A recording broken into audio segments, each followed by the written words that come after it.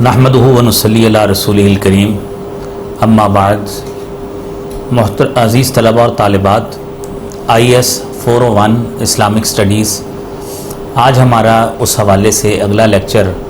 वो सूरह हुजुरात की तफसीर के हवाले से है। अज़ीज़ तलबा और तालिबात, आप जानते हैं कि हमारे यहाँ यूनिवर्सिटी ऑफ एग्रीकल्चर फैसलाबाद में इस्लामिक स्टडीज़ 401 बतौर सिलेबस जो है वो उसमें कुछ आयात, कुछ सूरतें वो मौजूद हैं और वो आयात और सूरतें, उनका तर्जमा और उनकी तफसीर आपसे रिक्वायर्ड है। हम इसकी इब्तिदाई आयात को पढ़ते हैं। बिस्मिल्लाहिर्रहमानिर्रहीम। या अय्युहल्लज़ीना आमनू ला तुक़द्दिमू बैन यदयिल्लाहि व रसूलिहि वत्तक़ुल्लाह इन्नल्लाहा समीउन अलीम। है ईमान वालो, ला तुक़द्दिमू बैन यदयिल्लाहि व रसूलिहि, अल्लाह और उसके रसूल से आगे ना बढ़ो, अल्लाह से डरो, बेशक अल्लाह ताला सुनने वाले और जानने वाले हैं। अज़ीज़ तलबा और तालिबात, सूरह हुजुरात के हवाले से मुख्तसर तारुफ ये है, ये सूरत मदनी है। मदनी सूरत होने के नाते ये सूरत 18 आयात और 2 रुकू पर मुश्तमिल है। इस सूरत के जो मुख्तलिफ चीदा चीदा थीम्स और मज़ामीन हैं, उसमें यह है कि इब्तिदाई 5 आयात में इसमें आदाब नबी सल्लल्लाहु अलैहि वसल्लम को बयान किया गया है। फिर आयत नंबर 6 से अल्लाह रब्बुल आलमीन ने इसमें तहक़ीक़ और जुस्तजू और रिसर्च की अहमियत को वाज़े किया है। फिर उसके बाद तीसरा थीम इसमें सुलह सफ़ाई की अहमियत और जुल्म की मज़म्मत, मज़लूम का साथ देना, उस हवाले से बताया गया। फिर इसके बाद इसका चौथा थीम ये है कि इसमें अल्लाह रब्बुल आलमीन ने इसमें कौम के साथ तमस्खुर, लोगों के साथ मजाक और ठट्ठा, उस हवाले से मज़म्मत बयान की है। और फिर उसके बाद अखलाकी बुराइयाँ, जो मुआशरती बुराइयाँ हैं, जिसमें उल्टे नाम लेना, गीबत करना, तमस्खुर उड़ाना और इसी तरह ही जो है किसी को हेज समझना, ये चीज़ें बयान की गई हैं। फिर उसके बाद अगला थीम ये है कि इसमें अल्लाह रब्बुल आलमीन ने ये बताया है कि अल्लाह के यहाँ जो इंसान की तख्लीक के मायार के एतबार से सब लोग बराबर हैं, और अगर सुपीरियरिटी है तो तक़वा के एतबार से है। और आखिर में अल्लाह ताला ने इस्लाम और ईमान में फ़र्क जो है वो बताया है। अब हम तशरीह की तरफ आते हैं। ये बेटे इसका ना ब्रेकर सही करके आओ, नीचे से चले जाओ। तो अब इसमें फ़र्स्ट ऑफ ऑल हम बात करते हैं कि पहली आयत की तशरीह के हवाले से अल्लाह रब्बुल आलमीन ने सूरह हुजुरात में जो बात बताई है। आप पहले सूरह हुजुरात के हवाले से, हुजुरात क्या है? हुजुरात अरबी ज़ुबान का लफ्ज़ है जिसका मानी है कमरे, और लफ्ज़ हुजुरात का मानी कमरे,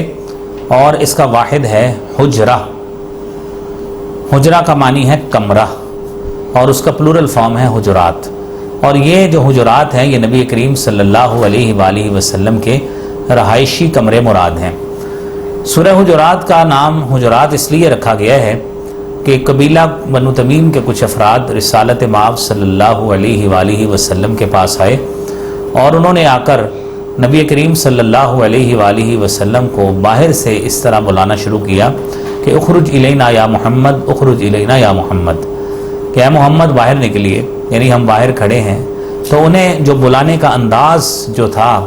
वो अल्लाह रब्बुल आलमीन के यहाँ अल्लाह ताला ने उसको पसंद नहीं किया। तो इस हवाले से फिर बताया कि इन्नल्लज़ीना युनादूनका मिन वराइल हुजुरात, कि वो लोग जो आपको हुजुरात के पीछे से बुलाते हैं उनमें से अक्सर को समझ ही नहीं है। अब आइए इस पहली आयत की तरफ। आपने सुना, आपने पढ़ा कि ऐ ईमान वालो, अल्लाह और उसके रसूल से आगे नहीं बढ़ो, अल्लाह से डरो, बेशक अल्लाह ताला सुनने वाले और जानने वाले हैं। यहाँ पे अज़ीज़ तलबा, ये बात आपने समझनी है कि अल्लाह रब्बुल आलमीन ने इस आयत करीमा में जो बात हमारे सामने रखी है वो ये है कि जो इमाम राज़ी रहमतुल्लाह अलैह ने बयान किए हैं कि इस सूरा में अल्लाह ताला ने अहले ईमान को अच्छे अखलाकियात का, मकारिम अखलाक का हुक्म दिया है और इसी का ही सबक दिया है, सिखाने की कोशिश की है। और इन अखलाकियात का ताल्लुक़ یا تو اللہ تعالیٰ کے ساتھ معاملے میں ہوگا، یا اس کے رسول صلی اللہ علیہ وسلم کے ساتھ، یا فاسق لوگوں کے ساتھ، یا ان ایمان والوں کے ساتھ جو حاضر ہوں، یا ان ایمان والوں کے ساتھ جو غائب ہوں، اور پانچوں کی قسموں میں سے ہر ایک کی ابتدا یا ایھا الذین آمنوا کے ساتھ ہی اللہ رب العالمین نے کی ہے۔ اب دیکھیے کہ ہم لفظی بحث پہ پڑھنے کی بجائے یہاں پر اللہ رب العالمین نے لا تقدموا بین یدی اللہ ورسولہ، اس میں اللہ اور رسول صلی اللہ علیہ وسلم دونوں کا نام اکٹھے طور پر ذکر کیا ہے، اور واضح کیا ہے کہ رسول اللہ صلی اللہ علیہ وآلہ وسلم سے آگے بڑھنا در حقیقت اللہ ہی سے آگے بڑھنا ہے۔ اور یہ بات بھی واضح کر دی کہ اس کی وجہ یہ ہے کیونکہ رسول اللہ صلی اللہ علیہ وآلہ وسلم وہ وہی کچھ فرماتے ہیں جو اللہ رب العالمین جو حکم کرتے ہیں، اس طرح کہ قرآن کریم میں سورہ نجم کی آیت نمبر 3 اور 4 موجود ہے کہ ما ینطق عن الہوا ان هو الا وحی یوحی، کہ آپ صلی اللہ علیہ وسلم اپنی خواہش سے نہیں بولتے، در حقیقت وہ تو وہی ہے جو نازل کی جاتی ہے۔ اس میں امام بغوی رحمۃ اللہ علیہ اور امام راضی رحمۃ اللہ علیہ نے اس آیت کی تفسیر میں دو واقعات جو ہے نا وہ نقل کیے ہیں، وہ عزیز طلبہ آپ کے میں گوش گزار کرتا ہوں۔ دیکھیے پہلی روایت ہے حضرت حسن رضی اللہ تعالیٰ عنہ سے، وہ فرماتے ہیں کہ کچھ لوگوں نے عید الاضحیٰ کے روز یعنی بڑی عید کے روز نماز عید سے قبل قربانی کر دی، تو چونکہ آپ جانتے ہیں کہ قربانی نماز عید کو پڑھنے کے بعد ہوتی ہے، جب نماز عید کو پڑھنے کے بعد قربانی ہوتی ہے تو اس کا مطلب ہے کہ انہوں نے قربانی جب پہلے کی تو اللہ رب العالمین نے ان کے اس عمل کو پسند نہیں کیا، اور اللہ تعالیٰ نے آیت کریمہ نازل کی لا تقدموا بین یدی اللہ ورسولہ، کہ اللہ اور اس کے رسول سے آگے نہیں بڑھو۔ دوسری روایت جو حضرت عائشہ صدیقہ رضی اللہ تعالیٰ عنہا سے مروی ہے، وہ فرماتی ہیں کہ کچھ لوگ یعنی ایسے تھے کہ جنہوں نے رمضان المبارک سے قبل کثرت کے ساتھ روزے رکھنے شروع کر دیے، حالانکہ رمضان کی تیاری کی وجہ سے کچھ روزے 15 رمضان تک تو رکھے جاتے ہیں، اور حدیث میں یہ بھی آتا ہے کہ 15 کے بعد نہ روزے رکھو تاکہ تھک نہ جاؤ، کیونکہ رمضان کے آگے فرضی روزے آنے والے ہوتے ہیں اور اس سے تھک نہ جاؤ۔ تو لوگوں نے روزے رکھے، اللہ رب العالمین نے اس وجہ سے یہ آیت نازل کی کہ اللہ اور اس کے رسول سے آگے نہ بڑھو، یعنی ان کے احکامات کو کراس نہ کرو، ان کو اس طرح آگے نہیں بڑھو۔ تیسری حدیث جو بڑی اہم ہے اور اہمیت کی حامل ہے وہ یہ ہے کہ 3 لوگ رسالت مآب صلی اللہ علیہ وآلہ وسلم کے گھر تشریف لے گئے، اور آپ صلی اللہ علیہ وسلم کے گھر گئے اور جا کر آپ صلی اللہ علیہ وسلم کی روزمرہ کی عبادت کے حوالے سے استفسار کیا کہ آپ کی روزمرہ کی عبادت کیسے ہے، کہ روزمرہ کی عبادت آپ کی کیسے تھی۔ تو جب آپ صلی اللہ علیہ وآلہ وسلم کے حوالے سے بتایا گیا تو ان میں سے تینوں صحابہ میں سے، حالانکہ تینوں کام جو انہوں نے سوچے ہیں یا جو ڈٹرمنڈ وہاں پہ ہوئے، ڈٹرمنیشن کا اظہار کیا ہے، وہ کام اپنے طور پر ٹھیک تھے۔ وہ کیا تھے؟ ایک شخص ان میں سن کے کہتا ہے کہ میں اب ساری زندگی جو ہے وہ میں ہر روز رات کا قیام کروں گا، رات کو سوؤں گا نہیں۔ اب یہ ظاہراً تو کام ٹھیک تھا۔ دوسرا شخص کہتا ہے کہ میں ساری زندگی اب ہر روز روزے رکھوں گا، میں کبھی بھی روزے نہیں چھوڑوں گا۔ 2 لوگ ہو گئے۔ اور تیسرا شخص کہتا ہے کہ میں ساری زندگی اب شادی نہیں کروں گا، کیونکہ شادی ہوگی اولاد ہوگی تو اولاد ہونے سے عبادت میں خلل آتا ہے، لہذا میں شادی نہیں کروں گا۔ اللہ کے رسول صلی اللہ علیہ وآلہ وسلم آپ باہر نکلے اور صحابی بیان کرتے ہیں ابھی آپ یعنی آپ کو اچھا نہیں، ان کی بات اچھی نہیں لگی، آپ گھر سے اس طرح نکلے کہ آپ کی ابھی چادر کندھوں پر پوری طرح نہیں آئی تھی کہ آپ باہر آئے، اور آپ نے فرمایا انی اتقاکم واخشاکم للہ، میں تم میں سے سب سے زیادہ اللہ سے ڈرنے والا ہوں، اللہ سے زیادہ خشیت رکھنے والا ہوں۔ لیکن یہ بات ذہن میں رکھنا، اتنا نیک ہونے کے باوجود میں روزے رکھتا بھی ہوں و افطر، اور روزے چھوڑتا بھی ہوں، اور میں رات کا قیام بھی کرتا ہوں اور رات کو سوتا بھی ہوں، اور میری اتنی ازواج مطہرات ہیں اور میں ان کے حقوق بھی ادا کرتا ہوں۔ من راغب عن سنتی فلیس منی، جس نے میری سنت سے بے رغبتی کی اس کا تعلق مجھ سے نہیں ہے۔ تو عزیز طلبہ اور طالبات، یہ ہے آگے بڑھنے کا مفہوم کہ ہم اللہ اور اس کے رسول سے آگے نہیں بڑھ سکتے۔ یہاں پہ یہ بات بھی ذہن میں رکھیے کہ اس آیت میں اللہ اور ان کے رسول پر ایمان لانے کا بنیادی تقاضا بھی بیان کیا گیا کہ جب تک تم اللہ کو اپنا رب اور رسول اللہ صلی اللہ علیہ وآلہ وسلم کو اپنا ہادی اور رہبر مانتے ہو، پھر ان کے پیچھے چلو، آگے مت بڑھو، اپنے فیصلے خود نہیں کرو، بلکہ پہلے یہ دیکھو کہ اللہ اور ان کے رسول صلی اللہ علیہ وسلم کا حکم کیا ہے۔ جس طرح کہ آپ طلبہ نے غالباً میٹرک کی کلاس میں بھی یہ سورہ احزاب پڑھی ہے، اور بڑی مشہور آیت ہے، آیت نمبر 36 سورہ احزاب کی، ما کان لمؤمن ولا مؤمنۃ اذا قضى اللہ ورسولہ امرا ان یکون لهم الخیرۃ من امرهم، کہ کبھی بھی نہ کسی مومن مرد کا حق ہے نہ کسی مومن عورت کا حق ہے کہ جب اللہ اور اس کے رسول کا معاملہ فیصلہ کر دیں تو ان کے لیے ان کے معاملے میں کوئی اختیار ہو، جو کوئی، اب دیکھیے کوئی اختیار نہیں ہے، اور جو کوئی اللہ اور اس کے رسول کی نافرمانی کرے گا وہ یقیناً گمراہ ہو گیا۔ اب آپ دیکھیے کہ یہ ہمارے لیے کلی فیصلے کا یہاں پہ معاملہ ہے، اور سورہ احزاب میں بھی ہے، جب سورہ احزاب میں ہی اللہ تعالیٰ نے بیان کیا ہے کہ جب اللہ اور اس کے رسول صلی اللہ علیہ وسلم کسی معاملے کا فیصلہ کر دیں تو کسی ایمان والے مرد یا ایمان والی عورت کو کوئی فیصلہ کرنے کا اختیار ہی نہیں رہتا، اور یہاں فرمایا کہ ایمان والوں کو پہل کرتے ہوئے اپنے فیصلے خود نہیں کرنے چاہیے، یعنی سورہ حجرات میں یہ کہا کہ پہل کرتے ہوئے خود فیصلے نہیں کرنے چاہیے، بلکہ یہ دیکھنا چاہیے کہ ان کے متعلق اللہ اور اس کے رسول صلی اللہ علیہ وسلم کا حکم کیا ہے۔ یہ حکم مسلمانوں کے انفرادی معاملات میں بھی ہے اور اجتماعی معاملات میں بھی۔ کسی بھی شخص کو، خواہ وہ کوئی عالم ہو یا امام ہو یا کوئی کچھ بھی ہو، کوئی پیشوا ہو، کوئی ہمارے لیے نیک اور پارسا شخص ہو، یہ حق اس کو حاصل نہیں ہے، نہ ہی کسی جماعت کا، نہ کسی پارلیمنٹ کا، نہ کسی لیجسلیٹو اسمبلی کا، نہ کہیں جگہ پہ لیجسلیٹرز کا، تو وہ اپنی طرف سے شریعت بنائیں، کسی کام کو حلال کر دیں یا حرام کر دیں، جس کو اللہ نے یعنی حلال کیا ہے وہ آپ حرام کر دیں، اللہ نے حرام کیا ہے تو آپ حلال کر دیں، یہ باعث گناہ ہے۔ اور اگر کسی کو یہ حق دیتا ہے، جب کوئی شخص کسی کو یہ حق دے کہ وہ حلال حرام اپنی مرضی سے کرے، تو اس کا مطلب ہے کہ اس نے اس کو اپنا رب بنا لیا۔ اسی لیے اللہ تعالیٰ نے سورہ توبہ میں فرمایا یہودیوں کے حوالے سے، عیسائیوں کے حوالے سے، اتخذوا احبارهم ورهبانهم اربابا من دون اللہ، کہ ان لوگوں نے اللہ اپنے یعنی روحانی پیشوا جو یہودیوں کے احبار ہیں، عیسائیوں کے رہبان ہیں، ان کو اللہ کے مقابلے میں رب بنا لیا، اللہ کے علاوہ رب بنا لیا۔ اور پھر ساتھ یہ بھی سمجھیے اگلا پوائنٹ، اللہ اور اس کے رسول سے آگے نہ بڑھنے کا مطلب یہ ہے کہ کتاب و سنت سے آگے مت بڑھو، ان کے پیچھے چلو۔ اور امام طبری رحمۃ اللہ علیہ نے ایک معتبر سند کے ساتھ حضرت عبداللہ بن عباس رضی اللہ تعالیٰ عنہما کی تفسیر فرمائی ہے، اور وہ کہتے ہیں حضرت عبداللہ بن عباس لا تقولوا خلاف الکتاب والسنہ،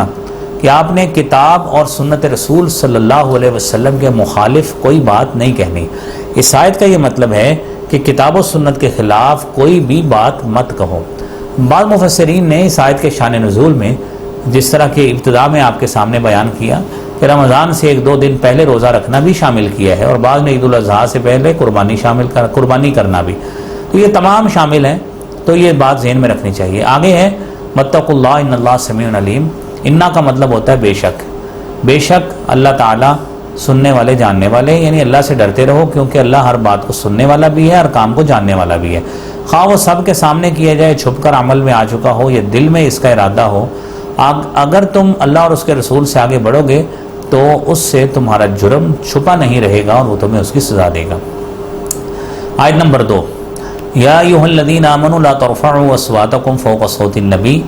ولا تجہروا له بالقول کجہر بعضکم لبعض ان تحبط اعمالکم وانتم لا تشعرون، اے ایمان والو اپنی آوازیں نبی کریم صلی اللہ علیہ وسلم کی آوازوں سے بلند نہ کرو، ولا تجہروا له بالقول، اور نہ ہی ان کو آواز میں اتنا اونچی بلاؤ، کجہر بعضکم لبعض، جس طرح تم آپس میں ایک دوسرے کو بلاتے ہو، ایسا نہ ہو کہ تمہارے اعمال برباد ہو جائیں اور تمہیں شعور بھی نہ ہو۔ علامہ علوسی جو معروف مفسر ہیں روح المعانی میں فرماتے ہیں کہ پچھلی آیت میں ایمان والوں کو اپنے قول یا فعل میں رسول اللہ صلی اللہ علیہ وسلم سے آگے بڑھنے سے منع فرمایا، اور اس آیت میں آپ کے سامنے بولنے کی کیفیت میں بھی آپ سے آگے بڑھنے کو منع فرما دیا۔ چنانچہ فرمایا کہ آپ صلی اللہ علیہ وسلم کی موجودگی یا آپ کی مجلس میں ایک دوسرے سے بات کرتے ہوئے بھی اپنی آوازیں آپ صلی اللہ علیہ وسلم کی آواز سے اونچی نہ کریں۔ اب دیکھیے صحیح بخاری میں اس آیت کا سبب نزول بھی بیان ہوا ہے، ابن ابی ملیکہ فرماتے ہیں، وہ فرماتے ہیں کہ جس طرح کہ قاد الخیران ان یہلک ابا بکر وعمر رضی اللہ تعالی عنہما رفع اصواتہما عند النبی صلی اللہ علیہ وآلہ وسلم، تو وہ اس کا میں مفہوم آپ کے سامنے عزیز طلبہ بیان کرتا ہوں کہ دو سب سے بہتر آدمی قریب تھے کہ ہلاک ہو جاتے، ابو بکر اور عمر۔ دونوں نے اپنی آوازیں بلند کی جب بنو تمیم کے شتر سوار آپ کے پاس آئے، تو ان دونوں بہترین آدمیوں میں سے ایک نے بنی مجاشع کے اقرا بن حابس کو بنو تمیم کا امیر مقرر کرنے کا اشارہ کیا، دوسرے نے قعقاع بن معبد کی طرف اشارہ کیا۔ یہ حدیث میں آتا ہے کہ امام نافع کہتے ہیں کہ نام یاد نہیں مجھے رہا، لیکن دوسری حدیث میں اس کا غالباً نام قعقاع بن معبد آتا ہے۔ ابو بکر صدیق رضی اللہ تعالیٰ عنہ نے عمر سے کہا تو تم نے صرف میری مخالفت کا ارادہ کیا ہے؟ انہوں نے کہا میں نے آپ کی مخالفت کا ارادہ نہیں کیا۔ اس میں دونوں کی آوازیں بلند ہو گئیں۔ اللہ تعالیٰ نے یہ آیت نازل فرما دی، یا ایھا الذین آمنوا لا ترفعوا اصواتکم فوق صوت النبی، کہ اے لوگوں جو ایمان لائے ہو اپنی آوازیں نبی کریم صلی اللہ علیہ وسلم کی آوازوں سے بلند نہ کرو۔ اور پھر اس کے بعد دوسرا نقطہ یہ ہے کہ کسی مجلس میں رسول اللہ صلی اللہ علیہ وسلم کی حدیث بیان ہو تو آپ کے ادب کا تقاضا یہ ہے کہ اس کے مقابلے میں کسی شخص کا قول ذکر نہ کیا جائے، اور نہ اسے رد کرنے کے لیے کسی قسم کے عقلی ریشنل اپروچ کے ڈھکوسلے یا ایسے دلائل پیش کیے جائیں، کیونکہ یہ بھی آپ صلی اللہ علیہ وسلم کی آواز سے اپنی آواز کو اونچا کرنا ہے، بلکہ مخالفت کی وجہ سے یہ اس سے بھی سنگین بے ادبی ہے۔ پھر اگلا پوائنٹ یہ ہے کہ بعض لوگوں کا معاملہ بڑا عجیب ہوتا ہے کہ وہ لوگوں کو باور کراتے ہیں کہ رسول اللہ صلی اللہ علیہ وسلم کے حوالے سے، یعنی بات یہ ہے کہ آپ صلی اللہ علیہ وآلہ وسلم کی جب موجودگی تھی، جس سے دیکھیں کہ اس وقت تو یہ بات بڑی اہم تھی اور بڑی ضروری بات تھی کہ یہ لوگوں کو علم ہوتا، جس طرح کہ حضرت قیس بن ثابت انصاری رضی اللہ تعالیٰ عنہ، ثابت بن قیس رضی اللہ تعالیٰ عنہ، انہوں نے کیا کیا، وہ اللہ کے رسول صلی اللہ علیہ وسلم کی مجلس میں انہوں نے آنا چھوڑ دیا کہ میری آواز آپ صلی اللہ علیہ وسلم کی آواز سے بڑھ جاتی ہے، حالانکہ ان کے ووکل کارڈز ویسے ہی زیادہ وائبریٹ کرتے تھے، جس طرح کہ کیفیت یہ ہوتی ہے کہ بعض لوگوں کا ویسے ہی آواز اونچی ہوتی ہے، تو انہوں نے مجلس میں آنا چھوڑ دیا۔ آپ نے پوچھا کہ وہ شخص کیوں نہیں آتا؟ آپ کو بتایا گیا کہ اللہ کے رسول صلی اللہ علیہ وسلم وہ اس لیے نہیں آتا کہ آیت نازل ہوئی ہے، لہذا وہ ڈر گیا ہے کہیں میرے اعمال ہی ضائع نہ ہو جائے۔ اللہ کے پیارے حبیب صلی اللہ علیہ وسلم نے فرمایا کہ اس کو وہ ایسے نہیں ہے، آپ کے اعمال ضائع نہیں ہیں ان لوگوں کے لیے جو ڈیلیبریٹلی یہ کام کرتے ہیں۔ پھر اس میں اگلا نقطہ یہ ہے لا تجہروا لہ بالقول۔ اللہ تعالیٰ نے ایمان والوں کو اس ادب کی تعلیم اس لیے دی کہ بعض اکھڑ اعرابی بھی آپ سے اسی طرح اونچی آواز میں بات کرتے ہیں اور آپ کو اس طرح نام لے کر خطاب کرتے جس طرح وہ ایک دوسرے سے بات کرتے ہیں، یعنی جہالت ہے کہ آپ صلی اللہ علیہ وسلم کو نام لے کر پکارنا یہ انتہائی سنگین قسم کی بے ادبی ہے۔ چنانچہ فرمایا کہ نہ آپ سے اونچی آواز میں بات کرو جس طرح ایک دوسرے سے کرتے ہو، اور نہ ہی آپ کو نام لے کر مخاطب کرو جس طرح ایک دوسرے کو مخاطب کرتے ہو۔ اور آپ صلی اللہ علیہ وآلہ وسلم کو انہوں نے کیا کیا، باہر سے بلانا شروع کر دیا، اخرج الینا یا محمد، اخرج الینا یا محمد۔ یہ چوتھی آیت میں بھی آئے گا۔ تو سورہ نور میں اللہ رب العالمین نے فرمایا لا تجعلوا دعاء الرسول بینکم کدعاء بعضکم بعضا، رسول اللہ صلی اللہ علیہ وسلم کو بلانے کو اپنے درمیان اس طرح نہ بلاؤ جس طرح تم آپس میں ایک دوسرے کو بلاتے ہو۔ خود اللہ تعالیٰ نے، اب دیکھیے عزیز طلبہ کتنی اہم بات ہے کہ اللہ رب العالمین نے بھی قرآن کریم میں حضور اکرم صلی اللہ علیہ وسلم کو نام لے کر نہیں پکارا، کہا یا ایھا الرسول، یا ایھا النبی، یا ایھا المزمل، یا ایھا المدثر، حالانکہ دوسرے انبیاء کا نام لیا ہے، یا آدم، یا نوح، یا ابراہیم، یا موسیٰ، یا عیسیٰ ابن مریم، تو یہ وہ کیفیت ہے۔ اور پھر آگے بتایا گیا ان تحبط اعمالکم وانتم لا تشعرون۔ اس آیت میں تین حصے تھے، ایک یہ ہے کہ آپ کو اونچی بلانا نہیں ہے، آپ سے اونچی آواز نہیں کرنی، دوسرا یہ تھا کہ آپ کو اس طرح نہیں بلانا جس طرح آپس میں ایک دوسرے کو بلاتے ہو، اور تیسرا یہ تھا کہ آپ نے کیا کرنا ہے، تمہارے عمل ضائع ہو جائیں گے۔ اور پھر اس سے یہ بھی معلوم ہوا کہ آپ کی آواز سے اونچی آواز آپ صلی اللہ علیہ وسلم سے نہیں کریں۔ یہاں پہ بتایا گیا کہ آپ کی توقیر اور تکریم میں فرق آتا ہے، تو اعمال ضائع ہو جانے کا موجب ہے، اور یہ کام مومن ہی کیوں نہ کرے، کیونکہ ساتھ ہی فرمایا انتم لا تشعرون کہ تم شعور نہ رکھتے ہو۔ منافقین ایمان سے خالی تھے، اور جب منافقین ایمان سے خالی تھے وہ جان بوجھ کر آپ سے گستاخی کے ساتھ پیش آتے تھے، اور انہیں اپنے اعمال کے ضائع ہونے کی کوئی فکر بھی نہیں تھی۔ اور اس آیت سے یہ بھی معلوم ہوا کہ بعض اعمال ایسے منحوس ہوتے ہیں کہ وہ اعمال صالحہ کو بھی ضائع کرنے کا باعث بنتے ہیں، خصوصاً جن میں اللہ اور اس کے رسول صلی اللہ علیہ وسلم کی بے ادبی پائی جائے، کیونکہ وہ اللہ کے غضب کا موجب ہوتے ہیں۔ علامہ ابن کثیر رحمۃ اللہ علیہ نے ان تحبط اعمالکم وانتم لا تشعرون، اس حوالے سے کہا کہ ہم نے تمہیں آپ کے پاس آواز بلند کرنے سے اس لیے منع کیا کہ ایسا نہ ہو کہ اس وجہ سے آپ صلی اللہ علیہ وسلم غصے ہو جائیں، تو آپ کے غصے کی وجہ سے اللہ بھی غصے ہو جائیں اور اس شخص کے اعمال برباد کر دے جس نے آپ کو غصہ دلایا۔ اور اس سے یہ بھی معلوم ہوا، یعنی آپ ساتھ یہ بھی دیکھیں کہ جس نے آپ کو غصہ دلایا اسے معلوم بھی نہ ہو، جس طرح کہ صحیح حدیث میں آتا ہے ان العبد لا يتكلم بالکلمۃ من رضوان اللہ لا یلقی لها بالا، ایک شخص، یعنی صحیح بخاری کی حدیث ہے 6478 نمبر، کہ بندہ اللہ کو راضی کرنے والی کو بات کرتا ہے، اس کو ظاہراً کوئی دھیان نہیں ہوتا، اللہ تعالیٰ اس کے درجے بلند کر دیتے ہیں۔ اور بسا اوقات بندہ ایسے ان العبد لا يتكلم بالکلمۃ من سخط اللہ، وہ اللہ کی ناراضگی والی ایسی بات کرتا ہے کہ جس کا کوئی دھیان نہیں ہوتا، تو وہ اس وجہ سے وہ جہنم میں گر جاتا ہے۔ پھر اگلا نقطہ اسی آیت کا یہ ہے کہ اس آیت کے بعد صحابہ کرام کے پاس آواز بلند کرنے سے کس قدر ڈرتے بچتے تھے کہ عمر فاروق رضی اللہ تعالیٰ عنہ کے عمل سے اندازہ کیجئے کہ اسی آیت کی تفسیر کے پہلے فائدے میں یعنی یہ بات ہے کہ رسول اللہ صلی اللہ علیہ وسلم کے خطیب ثابت بن قیس کا رویہ اس کی مثال ہے، جس طرح ابھی بیان کیا ہے کہ جب یہ آیت نازل ہوئی ہے تو ثابت بن قیس بن شماس کی آواز بہت بلند تھی، وہ کہنے لگے میں اپنی آواز رسول اللہ صلی اللہ علیہ وسلم سے بلند کیا کرتا تھا، میرا عمل تو ضائع ہو گیا، میں اہل نار سے ہوں۔ غمگین ہو کر گھر بیٹھ گئے۔ اللہ کے رسول صلی اللہ علیہ وسلم نے فرمایا نہیں، تو ایسا نہیں ہے، بل ہوا من اہل الجنہ، بلکہ یہ شخص اہل جنت میں سے ہے۔ اور انس بن مالک رضی اللہ تعالیٰ نے فرمایا پھر جب ہم انہیں اپنے درمیان چلتا پھرتا دیکھتے تھے، جانتے تھے کہ یہ شخص جنتی ہے، تو جب جنگ یمامہ کا دن ہوا تو ہم میں سے کچھ لوگ پیچھے ہٹنے لگے۔ ثابت بن قیس آئے، انہوں نے میت والی خوشبو لگا رکھی تھی، کفن پہنا ہوا تھا، کہنے لگے تم نے اپنے ساتھیوں کو پیچھے ہٹنے کی بہت بری عادت ڈال دی ہے، یہ کہہ کر لڑنے لگے حتیٰ کہ شہید کر دیے گئے۔ تو یہ بتانے ساری بات کرنے کا مقصد یہ ہے کہ یہ آیت اس حوالے سے بڑی اہمیت کی حامل ہے۔ جی بیٹے۔